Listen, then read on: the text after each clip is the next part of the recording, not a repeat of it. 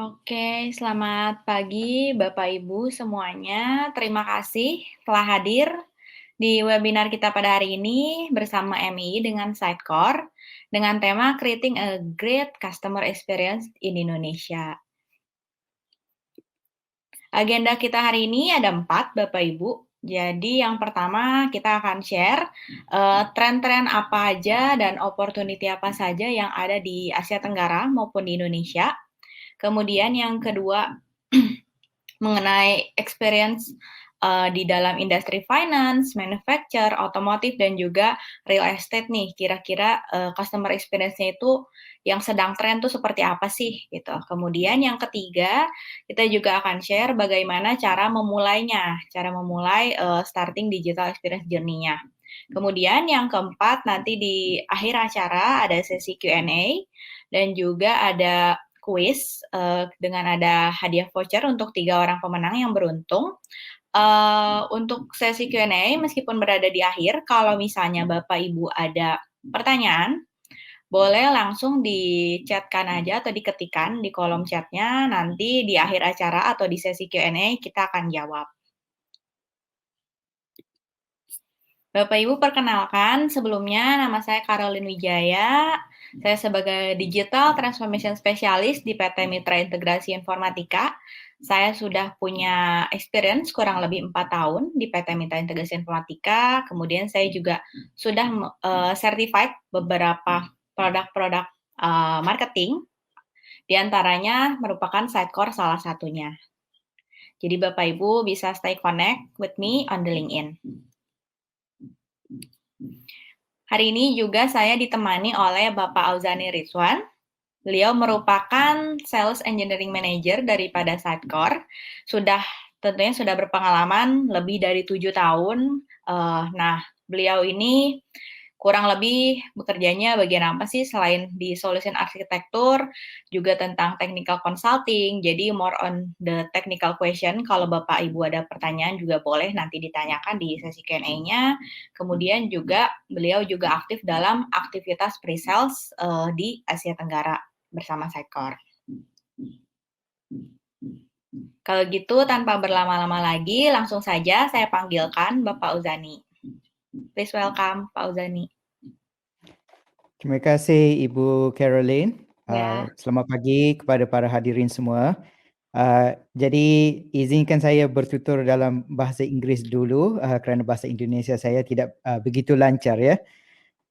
So as Ibu Caroline has explained in the agenda for our webinar today, my name is Auzani and I will walk you through some of the trends that we have seen specifically in Southeast Asia and also in Indonesia. So the objective here is to understand where most companies are today and what are the directions that they want to take to improve their customers' digital experience. Okay, so basically the questions that we always ask is that we know that digital transformation is important, especially today. And with the recent, for example, pandemic, this has accelerated a lot of organizations' requirements to move their businesses, which may have been traditionally very physical, very brick and mortar, into a more digital space. So to answer these questions that we had, what we did is we conducted a survey or a research with our partners AKQA, where we interviewed over 400 senior business leaders across 4 countries in Southeast Asia, so covering Indonesia, Malaysia, Singapore, and Thailand. So essentially, we asked them a number of questions, and this is what we want to share with you today.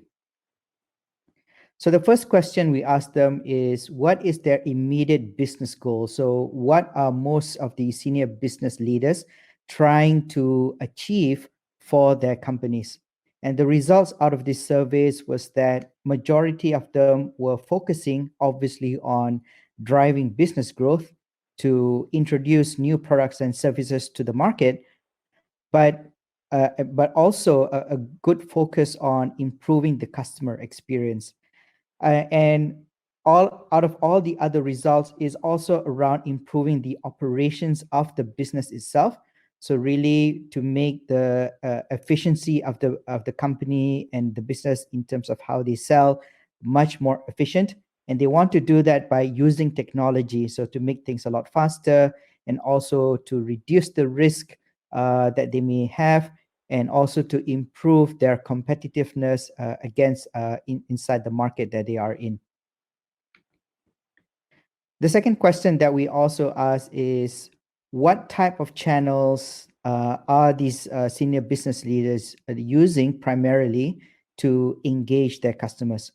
So we know with digital that there's a lot of new channels today, all the nice fancy things such as mobile apps, voice, interactive kiosks and all that. But most respondents still say that a majority of all the interactions is still primarily done through the website, through SMS and emails for outbound communication, and to a certain extent across social media. So we cannot discount the traditional digital channels such as websites. So even though mobile is generating a lot of new growth, there is still strong demand to create the digital presence and the experiences on these websites, email, and also social media. The next question we also ask is that what do businesses need to change to to adapt to the new requirements that their customers expect out of their digital transformation strategy. And the top answers is really about integrating that experience with the in-person experience. So what this means is that it is still a requirement to have the physical presence. So we cannot have a fully digital business yet. So people, for example, in a lot of industries, for example, in the automotive or in the real estate, there is still a need to interact physically with the customer. But a lot of the pre-decisioning and the influencing is done primarily on the digital space. So people do their research, they do product comparisons, they do, for example, their configurations all done on the website before they actually walk into the physical stores or engage with you physically. And this is also reflected in the research we've done, where yes, there is a need to have that merging of the digital and in-person experience. But again, we are moving towards a more customer-focused experience. So rather than promoting products and services, it's more about understanding the customer, understanding what their requirements are, and then serving the right type of content, the right type of products to these users. So another question that we also asked is that, so these were sort of like the questions before the pandemic, but with the recent pandemic, we asked how did this impact, for example, the business plans that they've had for the digital transformations. So for some, these digital transformation plans were put on hold because people were not able to come into the office to work on these initiatives. But there's a large proportion of users who actually say that this has actually accelerated their need to move to the digital space. And the majority actually find that the pandemic is the primary reason that they need to refocus, for example, a lot of their revenue and business onto the digital channel itself. And this makes definitely a lot of sense in such a way that now a lot of interactions or sales or revenue needs to be done on the digital space because people cannot interact with you in the physical space anymore.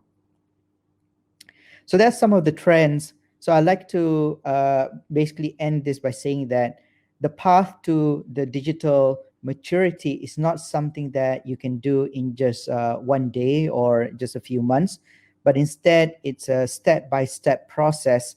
And at Sitecore, we've developed a model called the Digital Experience Maturity Model, which I'd like to invite Ibu Caroline to explain in a lot more detail in terms of how we can progress and mature your organization to achieve what we call a lifelong customer.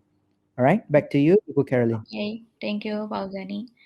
Betul, jadi Bapak Ibu, kata Pak Uzani, kalau kita bicara soal digital experience atau customer experience tuh prosesnya panjang. Jadi nggak cuma 1 hari, 2 hari aja, tapi kita juga perlu nih identify saat ini nih kita ada di fase yang mana gitu. Nah, jadi berdasarkan survei yang tadi dilakukan Sitecore terhadap 400 leader, kita membaginya digital experience maturity model tuh jadi 5. Nah, saya akan bahas yang pertama. Jadi yang pertama ini tahapannya establish. Establish itu apa sih gitu. Jadi ibaratnya saat ini Bapak Ibu punya channel digital yaitu website, tapi kontennya itu masih statik. Jadi semua orang yang datang ke website Bapak Ibu akan mendapatkan konten yang sama nih, nggak ada perbedaannya. Kurang lebih seperti itu kalau yang establish.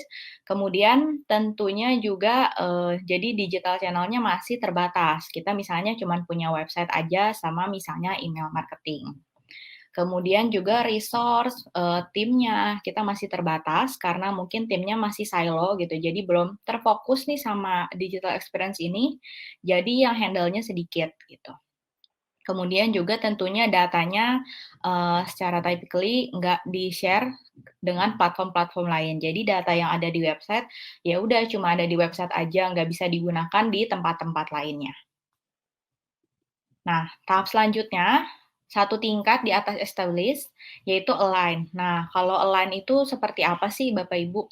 Jadi kalau align ini kontennya udah dibuat berdasarkan segmen-segmen, tapi belum ada personalisasinya. Contohnya apa? Misalnya segmen yang paling gampang, misalnya berdasarkan gender nih, gender wanita sama pria gitu. Nah, kalau misalnya produknya saat ini mungkin Bapak Ibu di industri manufacture, kemudian menciptakan atau memproduksi baju untuk wanita maupun pria gitu. Nah, itu mungkin salah satu klasifikasinya atau segmentasinya hanya berupa kategori-kategori aja gitu. Kemudian juga biasanya kalau yang lain ini udah performance-nya udah terukur nih. Jadi dari website kita yang sekarang, kita at least udah punya analitiknya, udah tahu traffic-nya yang datang ke website kita itu seperti apa sih gitu. Kemudian bounce rate-nya dan sebagainya.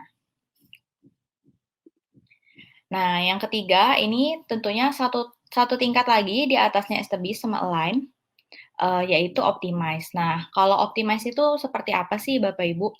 Kalau optimize ini, kurang lebih kita udah integrasi sama beberapa sistem, misalnya, CRM atau juga sistem-sistem lain, misalnya dari dashboard-dashboard lain. Jadi saat ini website kita nih udah jauh lebih lebih baik lah dari tahap 1 sama 2, lebih powerful, kita juga bisa, integrasikan data itu dan tentunya berguna ya untuk sesuatu. Let's say misalnya untuk decision making. Kemudian juga, nah kalau yang optimize ini juga udah ada segmentasinya nih, atau personalisasinya juga gitu. Tapi masih high priority. Contohnya seperti apa? Contoh gampangnya misalnya kalau sama kayak tadi, let's say misalnya, manufacture misalnya mobil atau kendaraan gitu. Nah, kalau misalnya website Bapak Ibu, kalau pria yang datang, misalnya cari mobil rata-rata kan yang misalnya bulky gitu, kemudian juga yang misalnya bisa memuat penumpang banyak, pokoknya yang bodinya gagah gitu. Nah, jadi kita tampilkan konten-konten yang seperti itu. Let's say kalau kita ngedeteksi yang datang pria. Kalau misalnya yang wanita gimana nih? Kalau yang wanita kita bisa kasih misalnya mobilnya yang ukurannya biasanya yang wanita kan inginnya kecil-kecil aja, kemudian yang automatic juga gitu, bukan yang manual. Contohnya seperti itu. Untuk yang optimize, juga udah ada A/B testing juga. Nah, A/B testing ini apa?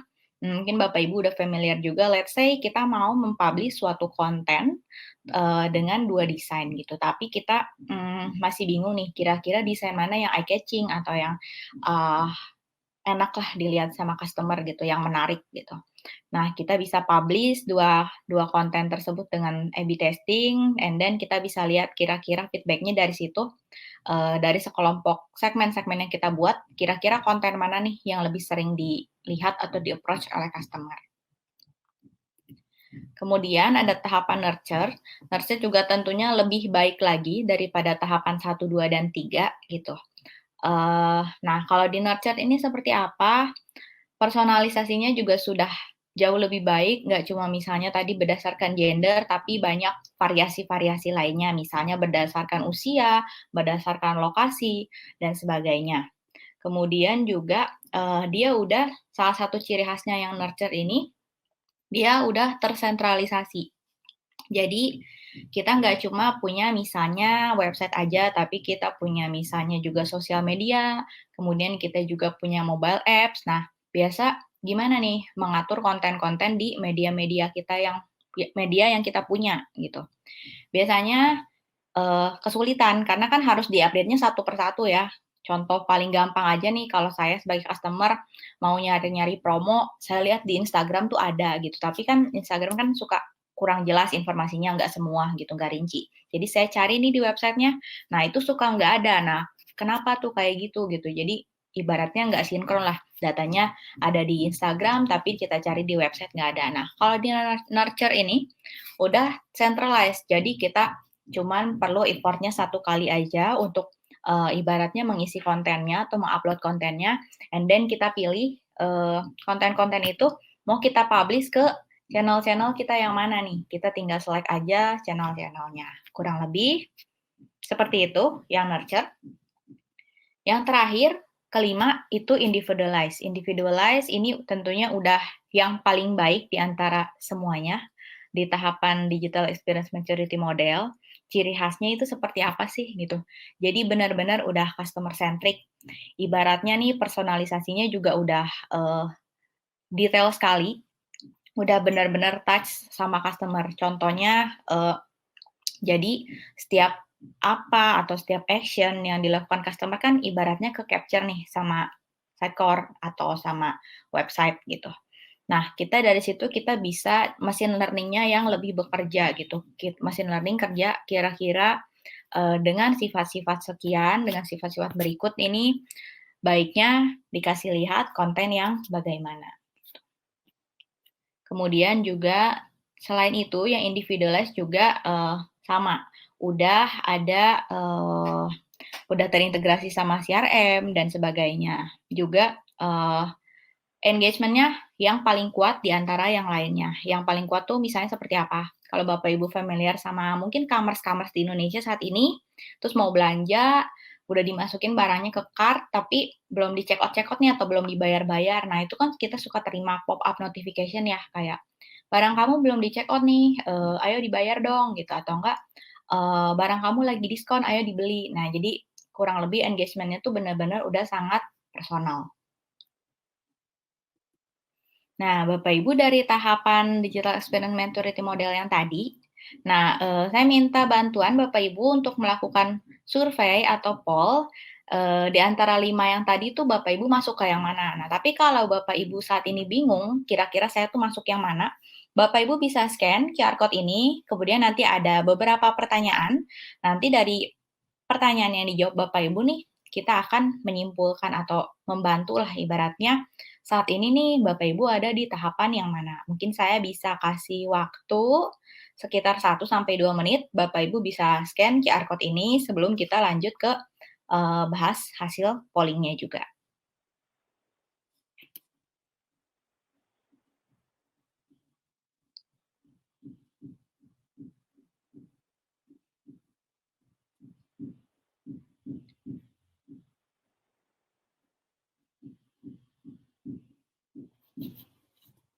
Oke, jadi kalau sorry, mungkin ini udah terlihat lagi ya QR code-nya. Kalau kita lihat hasil polling-nya nih ada berapa persen ya kira-kira? Bapak Ibu bisa lihat di screen, mungkin jawabannya lebih ke beragam ya gitu. Saat ini saya masuknya di tahapan yang mana nih? Nah, kalau misalnya sekarang masih di tahap 1, 2, 3, 4 gitu, nah berarti Bapak Ibu lebih ada bayangan selanjutnya nih kira-kira yang harus saya lakukan tuh next step-nya seperti apa gitu. Nah, ini juga berdasarkan survei yang tadi diambil oleh Sitecore terhadap 400 business leader. Hasilnya juga beragam nih di Southeast Asia tentunya. Jadi 43% paling banyak nih di tahapan optimize atau ibaratnya di tengah-tengah lah. Tapi tetap masih ada juga yang di tahap pertama establish, juga ada yang di tahap yang udah paling mature yaitu individualize. Jadi tapi masih sangat sedikit ya. Jadi mostly masih di 3 yang tengah ini.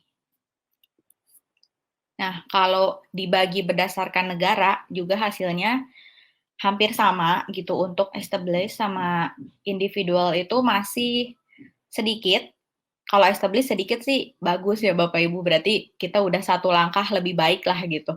Nah, kalau individualized berarti kita perlu nih untuk, menggapainya atau mencapainya gitu. Kalau mana saat ini kita ada di tahapan align, optimize, sama nurture. Di Indonesia sendiri juga sama ya, kita lihat di sini hampir sama dengan, di negara-negara lain. Kalau dibagi berdasarkan industri seperti apa? Nah, khususnya Bapak Ibu yang hadir hari ini mungkin dari FSI, manufacture, retail, atau properti dan sebagainya, itu juga sama sih, kurang lebih masih di tahapan align, optimize, sama nurture. Jadi yang individualize nih masih sangat sedikit sekali gitu. Nah, jadi gimana nih kalau kita lihat dari sini, Indonesia nih masuknya di level 3 atau kita bisa dibilang semi integrated, nggak isolated, nggak juga disconnected gitu. Tapi kita ada di tengah-tengah dibandingkan negara-negara yang lainnya di Asia Tenggara.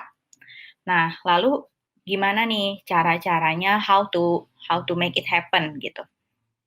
Yang pertama tentunya kita perlu eksekutifnya untuk ngedrive. Jadi perlu inisiatif dari organisasi Bapak Ibu, gimana nih kita buat customer centric organization.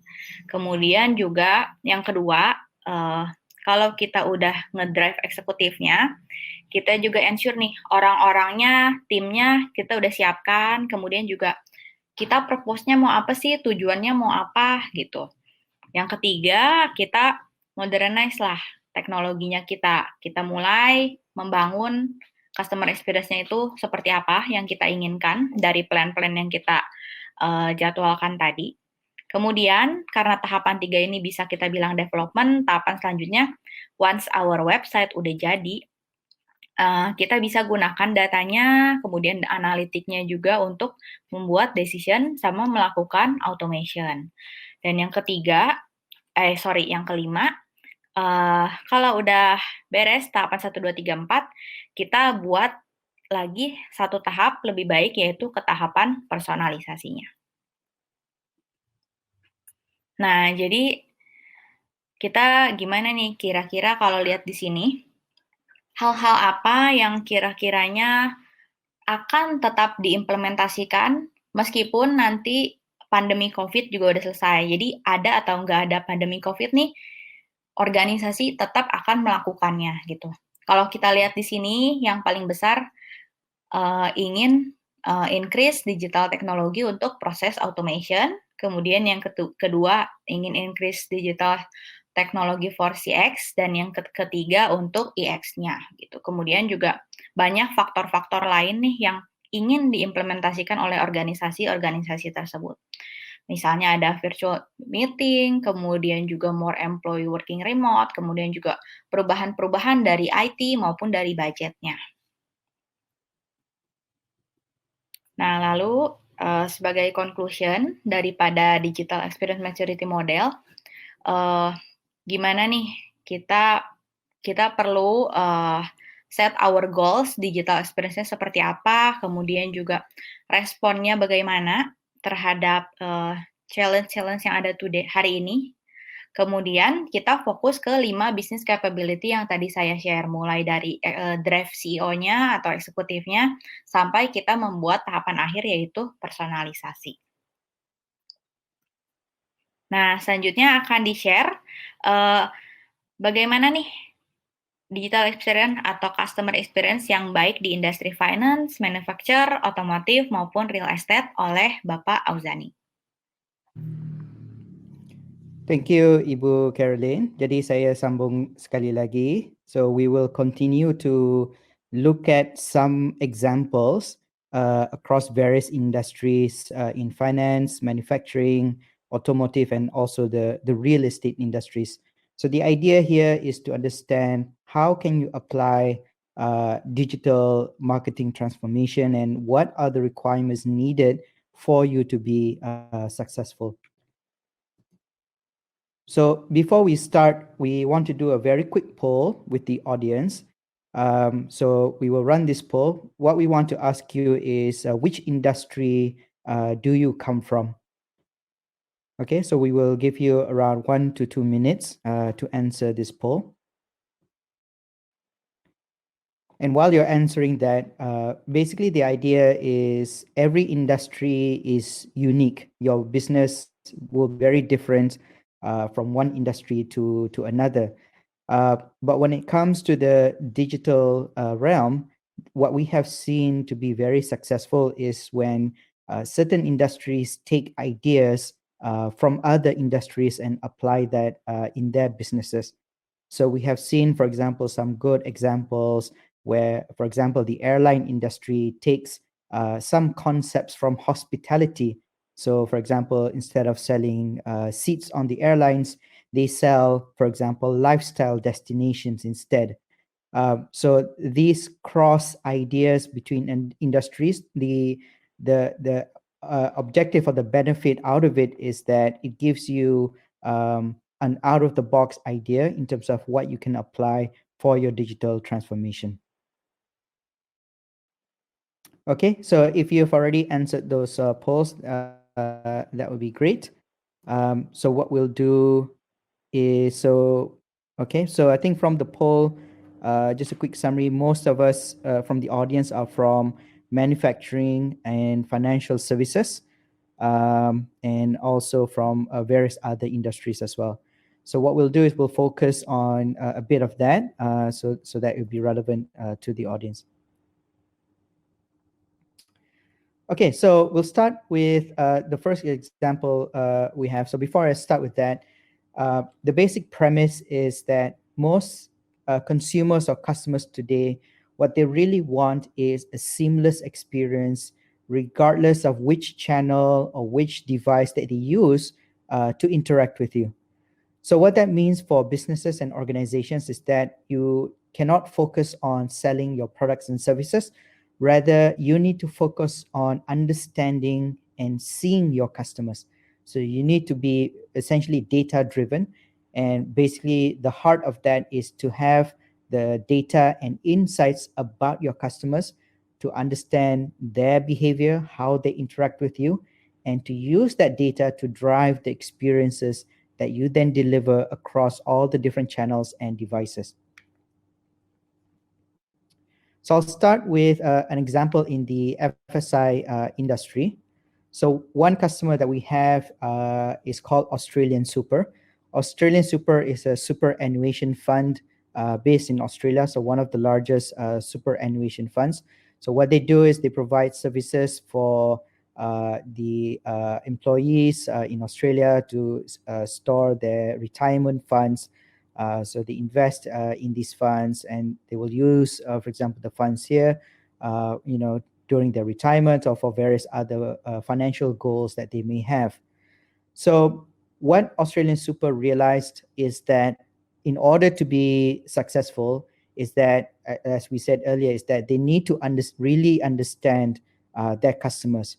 So what they sought out to do is to build a customer profile by, for example, integrating data from their online forms. So when people fill in inquiry forms or product subscription forms, all of that is stored inside their digital experience platform. But it doesn't stop there. They also take information from their existing customer database. So, for example, by understanding the demographic, understanding their age, their gender, their financial backgrounds, this allows them, for example, to segment their customers into different stages of their life journey. And also by integrating into their backend insurance systems as well, this then allows them to have much more insights. For example, they can have insight about their appetite for risk, what is their financial scoring type of rating. And this again gives them much better understanding about, for example, their investment portfolio, in terms of their appetite for investing in different products and also different services. So once they have built this customer database, so from both the digital channels and also the various existing data points, they can then use this data to provide a lot of value added services to their existing customer base.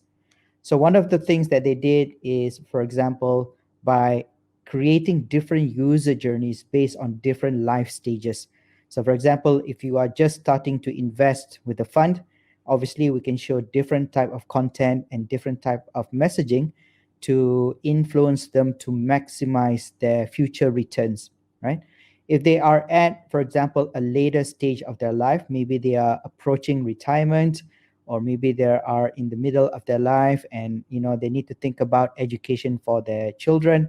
So this is when, for example, different types of products and services can be presented to them. So maybe they would prompt to invest for education for their children, or other related types of services as well. So really it's about providing more value added services. And at the end of the day, these value added services, for example, using things such as financial calculators to show, for example, what will be their returns based on the amount of their investment or the amount of product portfolio that they have. This basically maximizes or increases the loyalty of, for example, these customers with this particular brand. So what it also means is that it allows, so the competition, for example, between Australian Super and other competing, for example, financial funds, is really about, it's not the products or service, it's really about that you understand me and that you provide value to me by, for example, by helping me understand where I am in my life stage and what are the different products and services that can maximize the returns of my investment with you. So again, all of this was not done, for example, in just one go, but what they did was they approached a multi-phase type of approach. So just like how Ibu Caroline explained that digital maturity, they can start out the basics first, for example, by capturing the customer data, maybe on their existing websites, and then they expand that maturity by integrating with their transactional systems. So they can start small, for example, by just having segmentation data, you're showing broad-based campaigns or content. But once you have, for example, all the transactional data, when you can integrate it with your insurance system to analyze their risk and all that, then you can provide much more specific products, much more specific offerings to those users. Okay, so that's one example in the finance where really the focus is getting that customer data and then using that to show the right type of content, the right type of product based on life stages and also based on the risk background as well.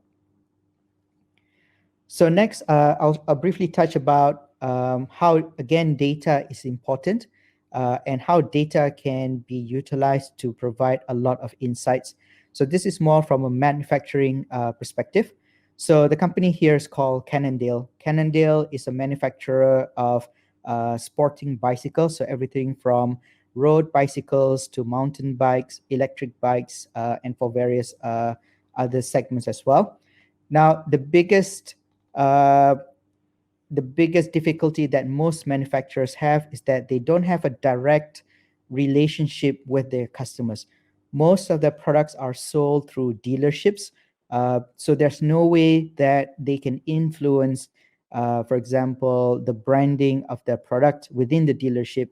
So basically the customer has the relationship is with the dealer. So if a dealer, for example, has an affinity for a different brand, so there's not much that the manufacturer can use to influence, for example, the buying decision. But Cannondale realized that they need to take a different approach in terms of how they can connect with that end customer.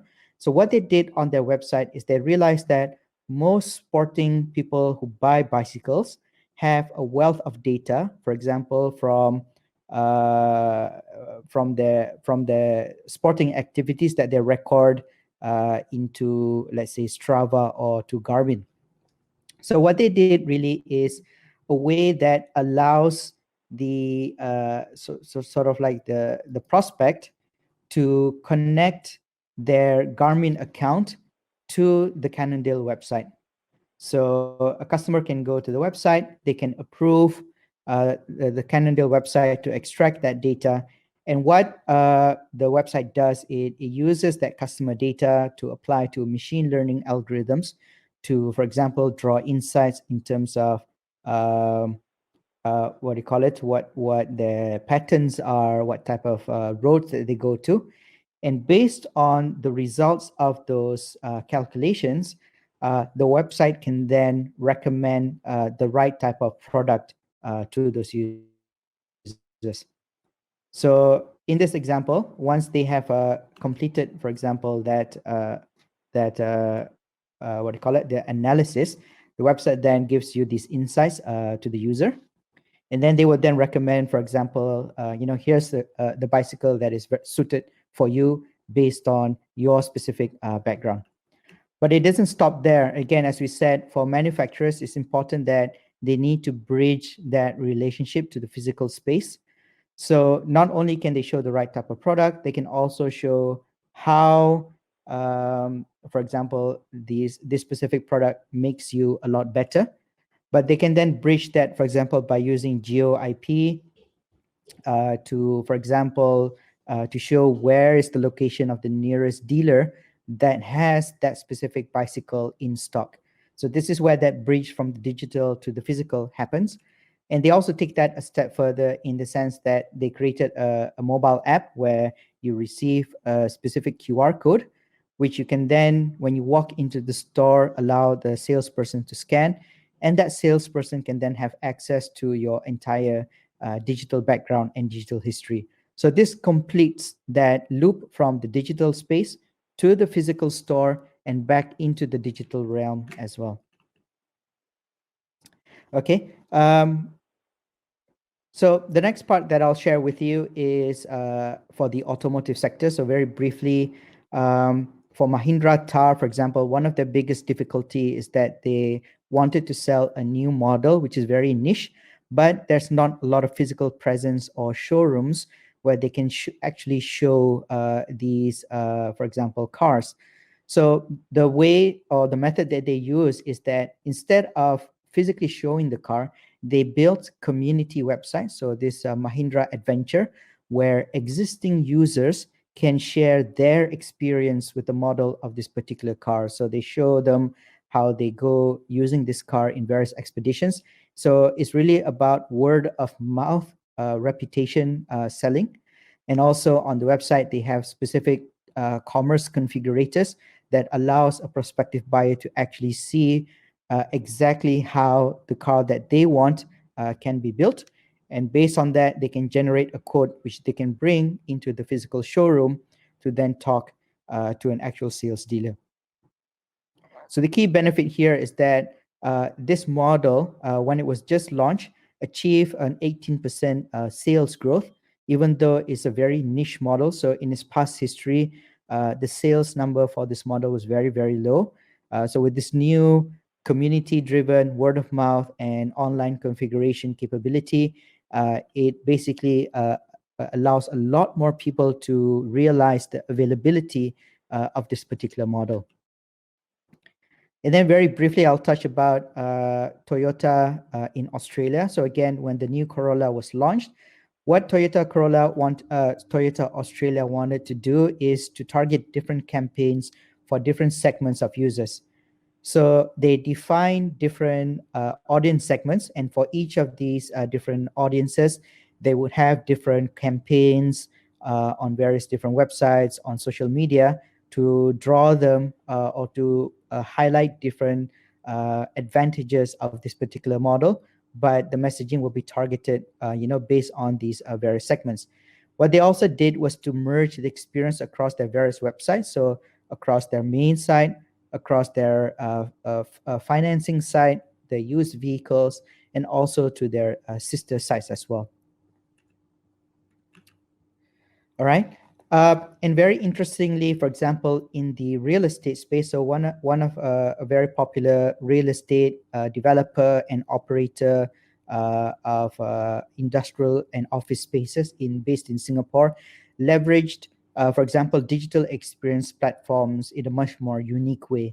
So for the real estate, basically for real estate, they have to deal with a lot of physical spaces. So there's not much on the online website digital space.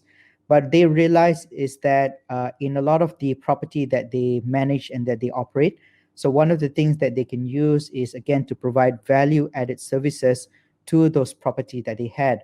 So one of that is, for example, a feedback based system. So rather than having just a phone number where people can call up to report about facility defects or facility comments, they created all these touch screens across their properties that allows, let's say, the tenants to then provide the necessary feedback. So maybe something has broken within the property itself, and this is again integrated into their operation. So a supervisor will be notified into exactly which location that report was lodged, and then the supervisor can then assign their people to go and fix the issues there.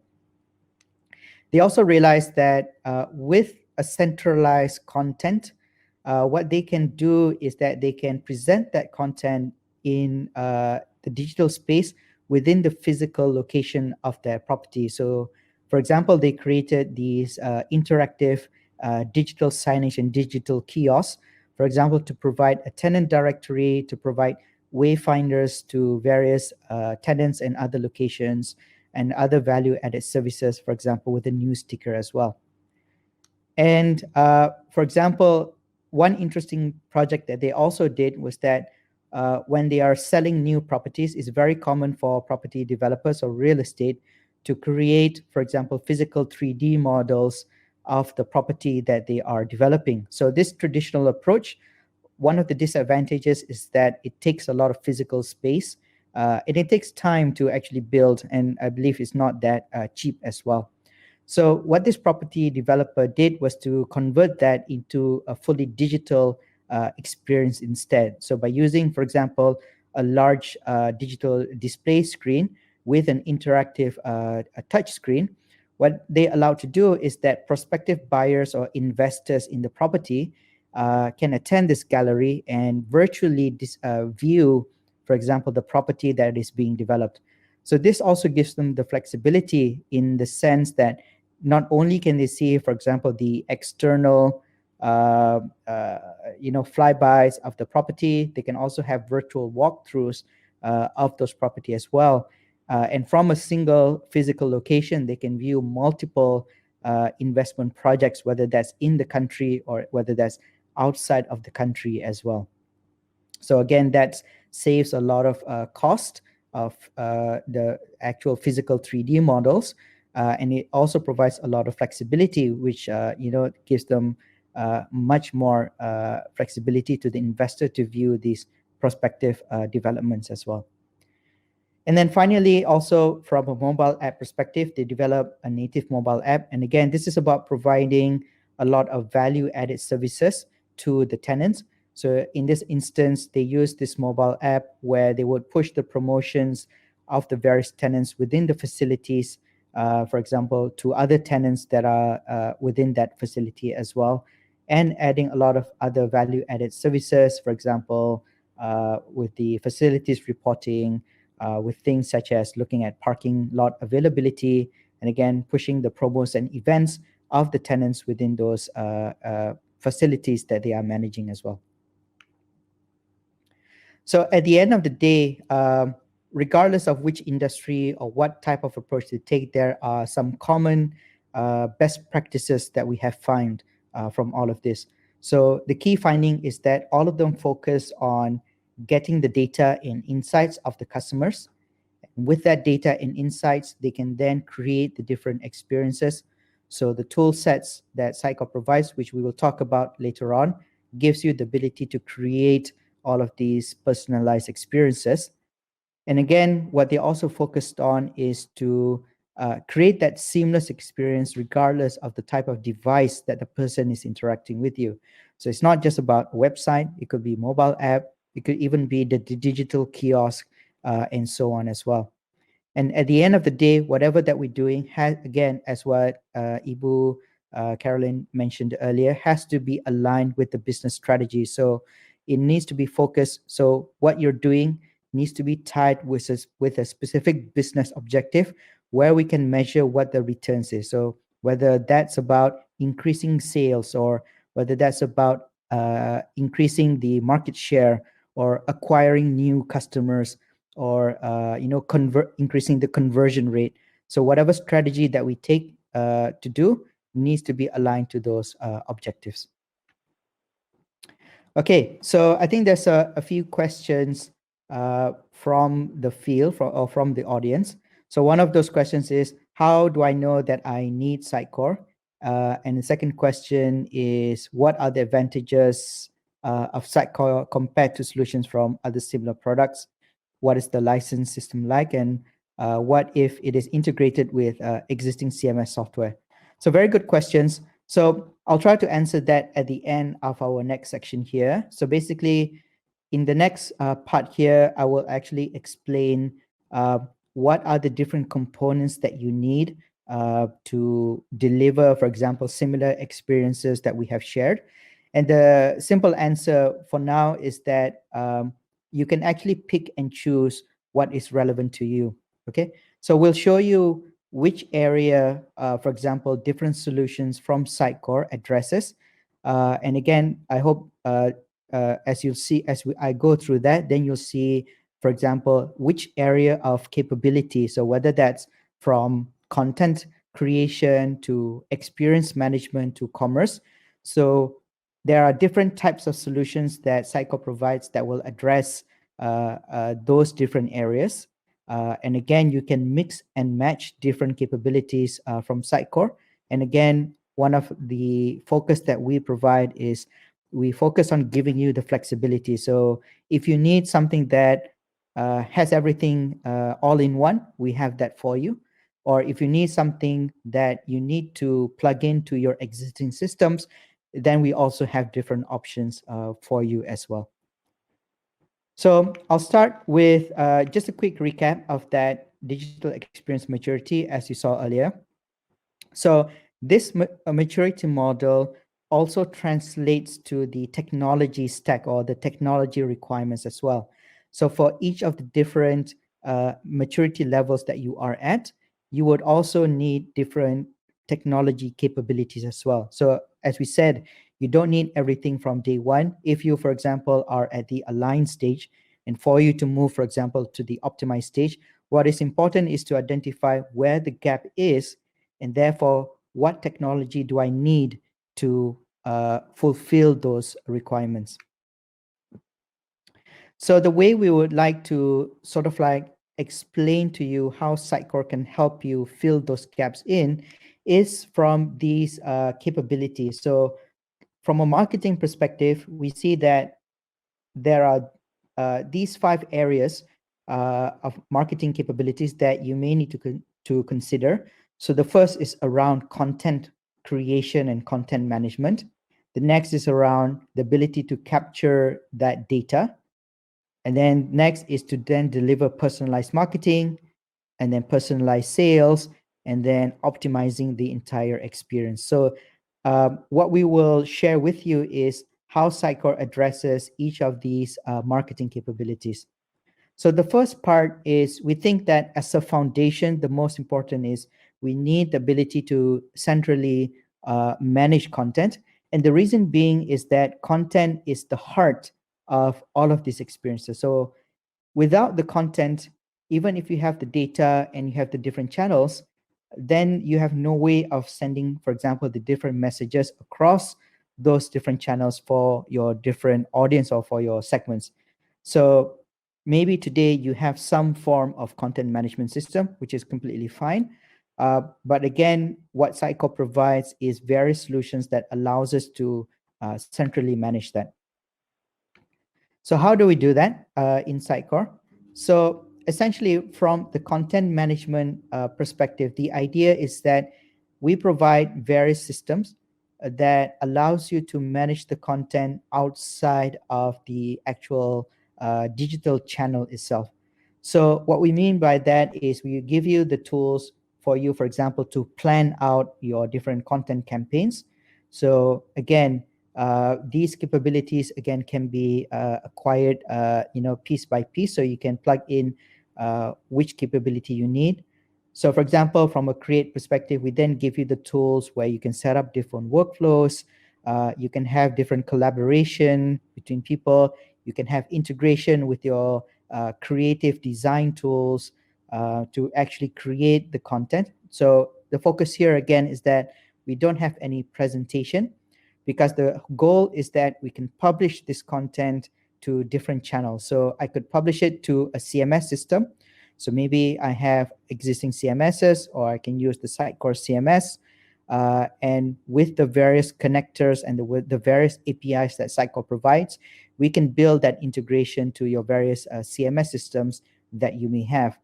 And the key benefit here is that in future, you may have other channels as well.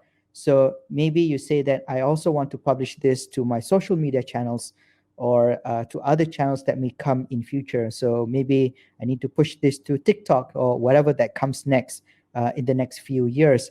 So the idea is that if I have that content centrally, it means that I don't need to recreate the content on the new channels that I'm working on. And again, at the end of the day, I also need the ability to track the content that is being pushed out. So I need to know what content do I have, where is it being used, and what the impact is across all those channels as well. So the next part is we need the ability to capture the data. So what we mean by this is that whenever people interact with you across whatever type of device, we need to capture what they're doing on those channels. So, and this becomes much more critical moving in the next few years, where third-party cookies will be, for example, retired by Google, and we need to work with primarily first-party data and also alternative forms of identification as well. So we cannot rely on third-party cookies anymore to track users across different channels. So again, the ability here is to whether they're interacting with you on your mobile apps, whether that's data from your other backend systems, we need the ability to collect all of that data and then put that into a single repository or a single database. And again, what Sitecore provides is the various means to do that. So again, we focus on being an API-driven approach where we have different methods, whether that's by through the if, for example, if you're running Sitecore, your website on Sitecore, we have the inbuilt ability to track those interactions. But let's say if you want to have this capability and you're already using another CMS system, then we provide the ability through, for example, our stream APIs, our batch APIs, and also our data transform capabilities, where you can then integrate your existing applications or your existing websites to report in all of these interactions and build this customer database profile as well.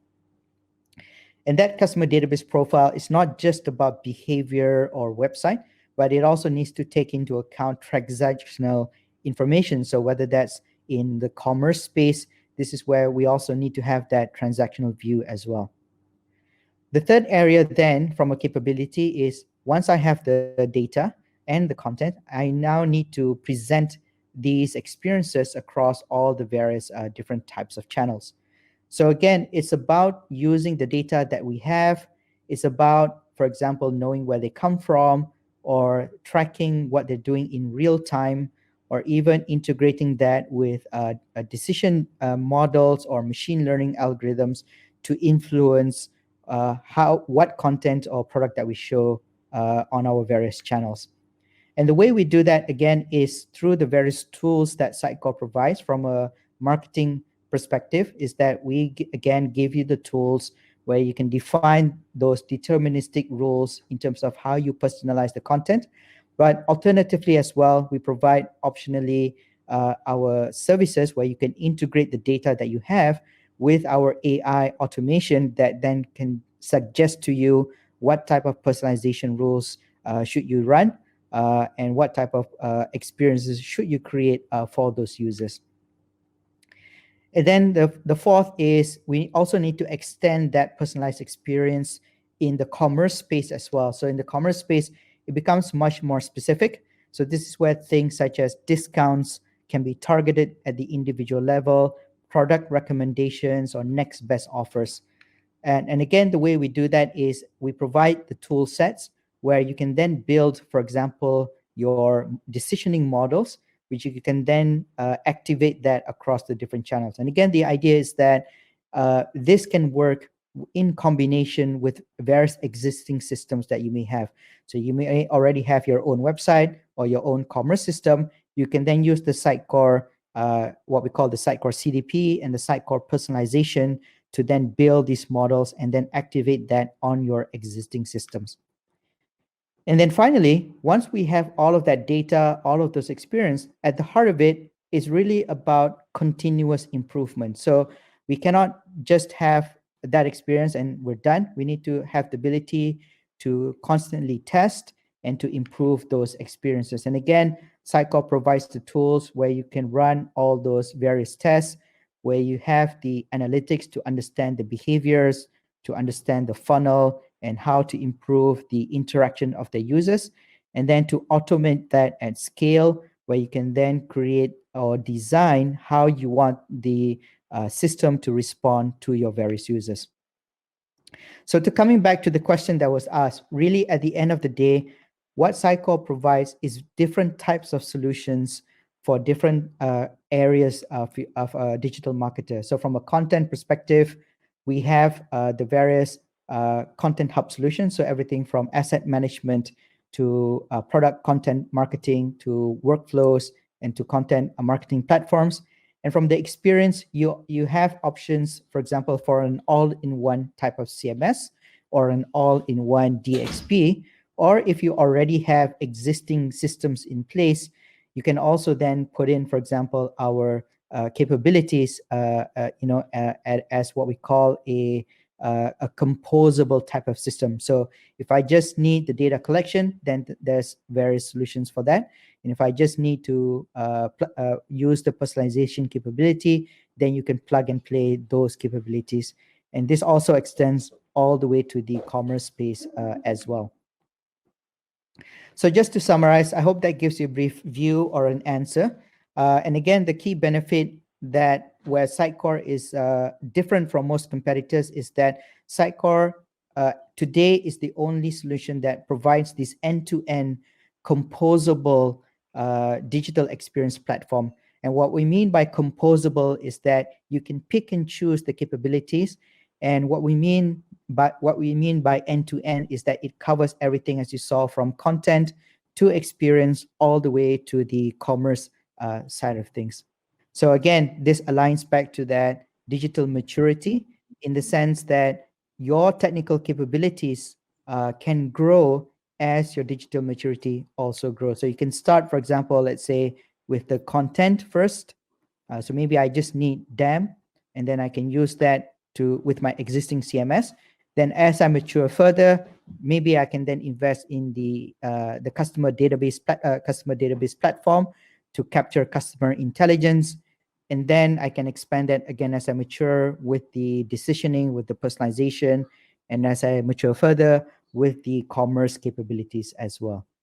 So I'll take a pause here and ask a final poll question. So based on what we have explained, and I hope that you see the breadth of what we can offer to you, what are in the next 3 to maybe 6 to 12 months, which area do you think that you want to look for from your capabilities perspective? So we'll give the audience 1 or 2 minutes to answer that. And I will hand it back over to Ibu Caroline to continue with the webinar. Thank you so much. Ya, thank you, Pak Uzani. Oke, Bapak Ibu, jadi silakan dibantu untuk mengisi survei. Kira-kira nih dalam 3-6 bulan ke depan, solusi apa sih yang cocok atau sedang dicari oleh perusahaan Bapak Ibu? Starting dari content hub, atau customer data platform, atau marketing automation, atau mungkin yang paling basic perlu content management sistemnya gitu. Atau perlu digital experience platform juga, atau commerce. Boleh disampaikan di polling kita hari ini. Sambil nunggu, saya minta bantuan juga untuk Bapak Ibu yang hadir hari ini untuk isi feedback atas webinar kita pada hari ini. Dimohon untuk mengisi nama, email, dan nomor telepon yang jelas karena kita akan verify. Jadi setelah ini kan sesi quiz. Kalau misalnya Bapak Ibu berkesempatan menjadi pemenang, nanti kita akan kontak Bapak Ibu melalui feedback form yang diisi di link berikut ini atau di QR code berikut ini. Jadi mohon bantuannya Bapak Ibu untuk scan QR code dan isi feedback-nya. Nah, meanwhile sambil saya nunggu Bapak Ibu isi feedback, saya juga mau tanya sama Pak Uzani. We have received some question also from the participant. The participant asked about how was the security on the Sitecore. Can you help to explain that? Okay, baik Ibu Caroline, saya cuba sebaiknya. Hmm. Um, so from a security perspective, again, the as you saw earlier, the way we presented it, we have different types of solutions for different type of customers. In a nutshell, basically, the products that we offer is either uh, an on-premise or basically your cloud, meaning that this is a system that you can install and deploy in your own infrastructure, or it is managed by Sitecore on our own cloud. And then we also have the composable solutions, which are all run as software as a service. So for the software as a service and for what we call the managed cloud solutions, all of these solutions comply to international security standards. So all of these products and services have ISO certification and also C-Star SOC 2 certification as well. So they have basically from the for example infrastructure perspective, they are all protected from DDoS. We all utilize web application firewalls, and at the product level, there's various control measures from data access, from encryption at the database level, and also encryption at transport. Now, for the on-premise solutions, again, this is something that at the product level, again, we provide all of those security features. So full compliance, for example, to GDPR for data privacy, and also at the technical level, all the encryption capabilities, the authentication system, so ability to integrate with federated authentication to your various systems. But typically, what we will do for on-premise systems is that we will work with the partners such as MII, and also, for example, your own IT department, to ensure that the design and the implementation of the solution would meet your IT security requirements.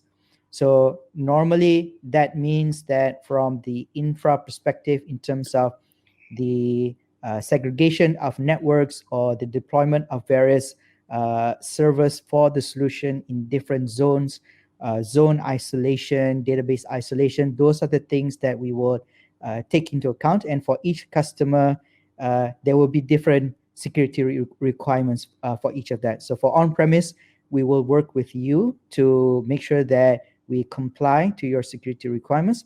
And for all of our cloud products, basically we follow, we have routine certifications for those international cloud certification at the security level. Yeah. Okay, Ibu Caroline? Yeah, I think that's very clear, Pak Uzani. Also, we have received a new question from the participant. They asked about any experience on doing lead generation. How about Sorry, can you... yeah? How about doing leads generation on the Sitecore? What does that mean? Doing list generation? Yeah, leads generation. Lead And generation. Okay. yeah, All right. leads. Great. Yep. Yeah. So lead generation again is a very common what we call approach or strategy that a lot of organizations take. And the way that we help customers do this is really about, first is to be able to understand the anonymous prospects, right? So for leads, it's about you need to qualify these anonymous prospects first, and you need to send this, for example, prospects somewhere such that your, let's say, your field people can then follow up to convert them into an actual customer. So the first part that we do that is for all of our analytics capabilities. So whether that's on the DXP or the Sitecore CDP, we have the ability to track anonymous users.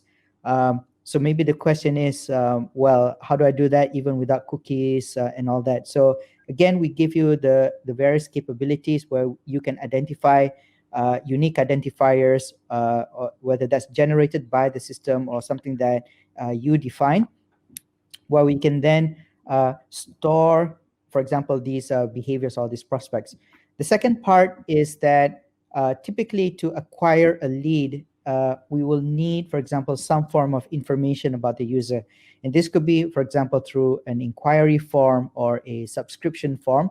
And again, in Sitecore, for example, with the CMS or by integrating with your existing CMS systems that you may have, we can capture, we provide, for example, a form builder where we can capture these contact information, right? The next part is I need to then relay this information that I've captured to some kind of CRM or some kind of backend system. So one is that, first of all, Sitecore, we have strong partnership with Salesforce and also with Microsoft, where Sitecore has built-in connectors to Salesforce CRM, to Salesforce Marketing Cloud, and also to the Microsoft Dynamics CRM. So basically, when a person fills in this form with the connector, we can then relay these prospect leads into those backend CRM systems that maybe your field or operation teams can then follow up to, for example, convert them into a customer. And then for other types of CRM systems that you may be using, again, we provide what we call a data exchange framework.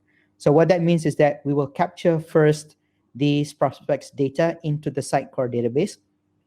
And then partners such as MII can then build a data connector where we will then, for example, maybe based on a batch function to transfer these prospects, let's say maybe every night into your backend CRM systems. So this will then be available as new prospects or new leads that you can then follow up on. Okay. Yeah, thank you, Pak Uzani. I think we need to close the Q&A session. We need to continue to the next session. Jadi karena keterbatasan waktu, Bapak Ibu, pertanyaannya terima kasih sudah mengajukan. Kalau Bapak Ibu ada pertanyaan lagi, nanti boleh kontak saya atau Pak Auzani. Itu nanti akan diinfo. Jadi selanjutnya, karena sesi Q&A udah beres, nah saya ingatkan lagi untuk Bapak Ibu tadi untuk isi feedback form-nya, karena data atau informasi yang Bapak input di feedback form ini, kalau jadi pemenang, kita akan hubungi dari feedback form yang diisi. Nah, jadi langsung aja untuk sesi kuisnya bisa scan QR code yang ada di screen Bapak Ibu, kemudian seperti biasa, nanti input nama, kemudian spasi nama perusahaannya, supaya valid, bisa kita verif juga, jadi nanti kalau menang kita lebih mudah untuk mencocokkannya. Jadi silakan dicoba di-scan QR code-nya, nanti 3 pemenang teratas akan mendapatkan prize e-voucher yang akan dikirimkan ke email atau kita lewat WhatsApp ke Bapak Ibu. Silakan Ibu Santi, can you help to guide? Oke.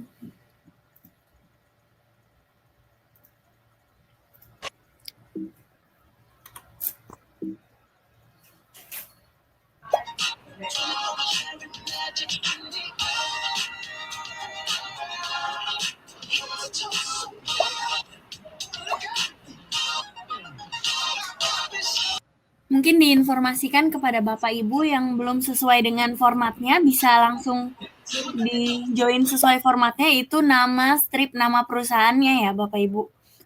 Mungkin untuk Bapak Suwanto, Bapak Rizky boleh diulang kembali untuk join. Untuk sekarang saya remove dulu dan nanti diklik lagi untuk joinnya gitu.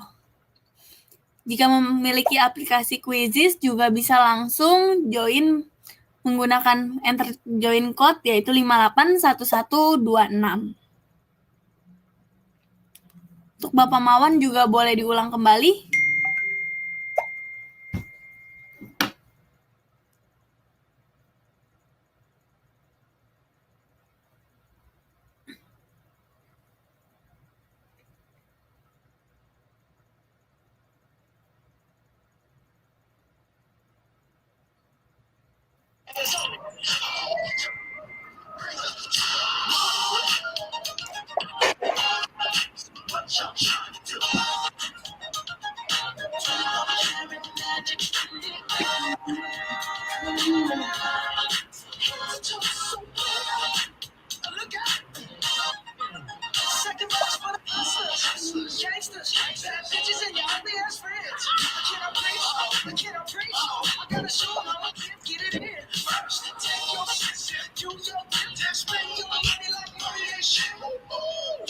Boleh dituliskan sesuai formatnya nama strip nama perusahaan atau perusahaan strip namanya gitu.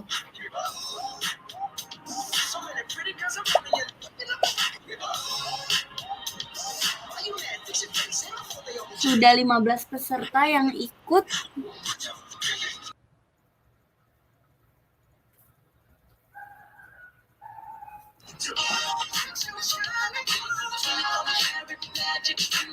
Kita tunggu selama 1 menit lagi sebelum kuisnya dimulai.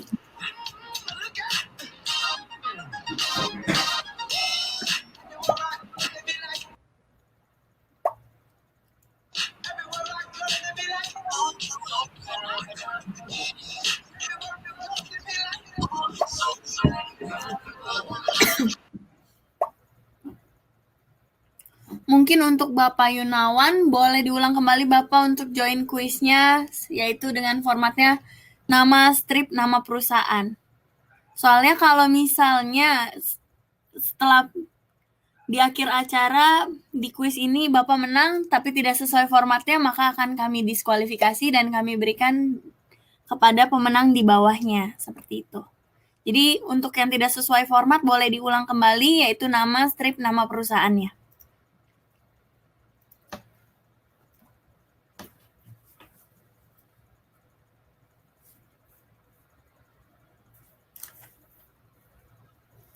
Oke. Mungkin sudah 11:14 menit. Bisa kita mulai untuk kuisnya dari sekarang. Kita berikan waktu untuk mengerjakan kuisnya selama 3 menit. Untuk kuisnya dimulai dari sekarang. Kita start. Selamat mengerjakan Bapak Ibu.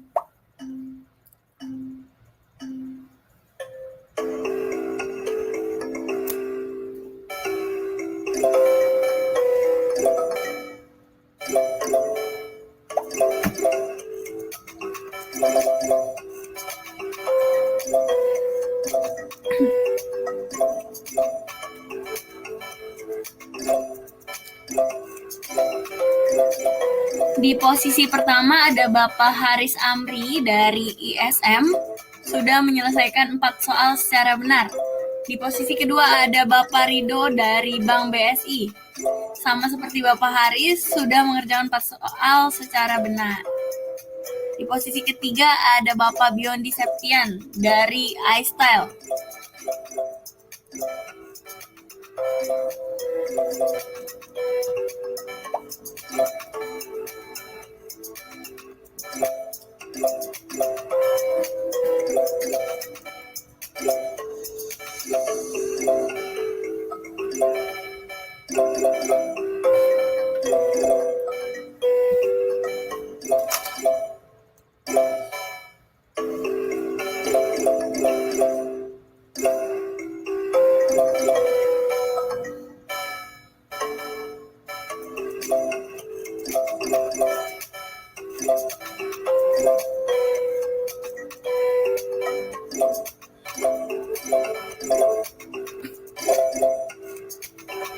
Posisi pertama digantikan oleh Bapak Biondi Septian dari iStyle, dan posisi kedua ada Bapak Haris Amri dari ISM yang sudah selesai mengerjakan kuis ini. Yang ketiga ada Bapak Rido dari Bank BSI.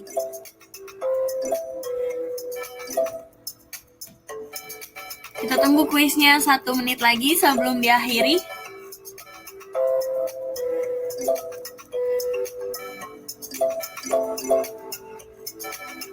Ternyata posisi kedua digantikan oleh Bapak Budi dari Sadana.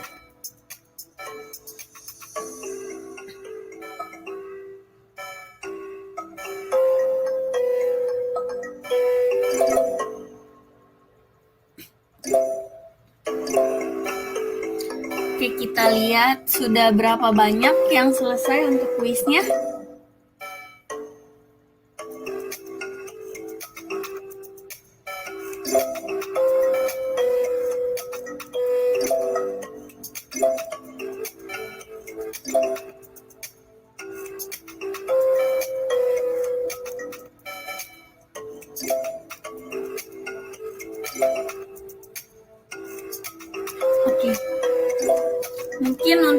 kuisnya bisa kami akhiri karena waktunya sudah berakhir. Kita end dari sekarang untuk kuisnya.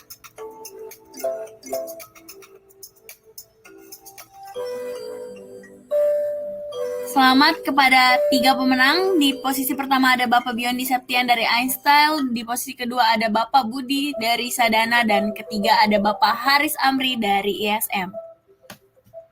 Mungkin untuk sesi kuisnya sudah berakhir, saya kembalikan ke Caroline. Terima kasih. Thank you, Kak Santi. Bapak Ibu terima kasih udah join kuisnya. Nah ini sebagai penutup, saya mau kasih info, kalau Bapak Ibu mau tahu lebih lanjut mengenai Sitecore, kita ada video, Bapak Ibu bisa scan QR code di sini. Kontennya macam-macam, Bapak Ibu bisa explore tentang CMP, personalisasi, atau CMS gitu yang paling basic.